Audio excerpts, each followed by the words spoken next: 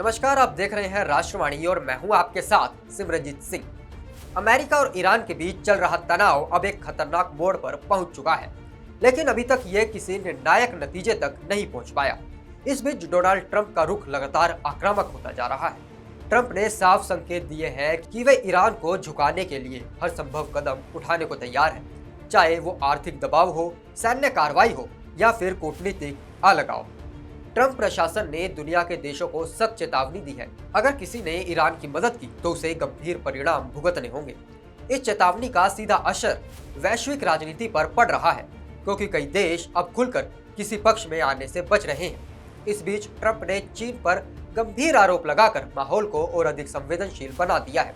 एक इंटरव्यू में ट्रंप ने दावा किया कि चीन ईरान को हथियार या अन्य घातक सैन्य सामग्री उपलब्ध कराने की तैयारी कर रहा है। उन्होंने ये भी कहा कि अमेरिका ने एक संदिग्ध नाव को पकड़ा है, जिसमें चीन की ओर से भेजा गया एक गिफ्ट मिला है। हालांकि इस गिफ्ट की प्रकृति क्या थी, इस पर कोई स्पष्ट जानकारी सामने नहीं आई है। यही अस्पष्टता इस पूरे मामले को और अधिक रहस्यमय और चिंताजनक बनाती है।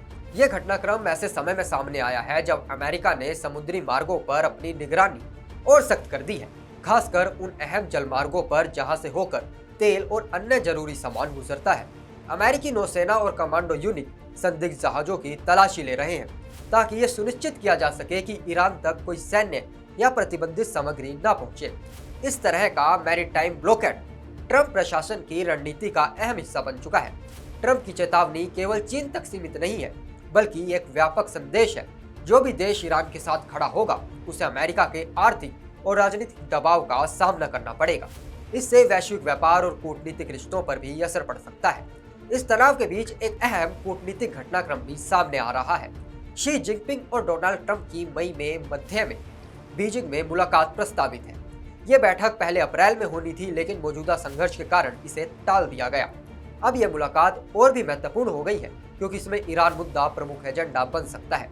हालांकि अभी ये स्पष्ट नहीं है कि इस बैठक से पहले कोई समाधान निकल पाएगा या नहीं, लेकिन शुरुआत में ट्रंप ने दावा किया था कि यह संघर्ष कुछ ही हफ्तों में खत्म हो जाएगा।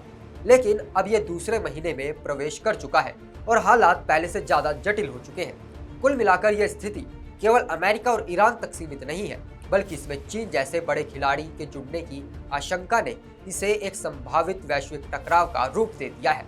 आने वाले हफ्ते ये तय करेंगे कि यह तनाव कूटनीति के जरिए सुलझेगा या दुनिया को एक बड़े संघर्ष की ओर लेकर बढ़ेगा। तो क्या है इस मुद्दे के ऊपर आपकी राय, हमें कमेंट कर जरूर बताएं और साथ ही कमेंट करें कि क्या ईरान और अमेरिका का ये संघर्ष और ज्यादा बढ़ेगा या फिर आने वाले कुछ समय में शांत होता दिखेगा। और ऐसी ही देश और दुनिया की तमाम खबरों के लिए देखते रहिए राष्ट्रवाणी। मैं आपके साथ सिमरनजीत सिंह।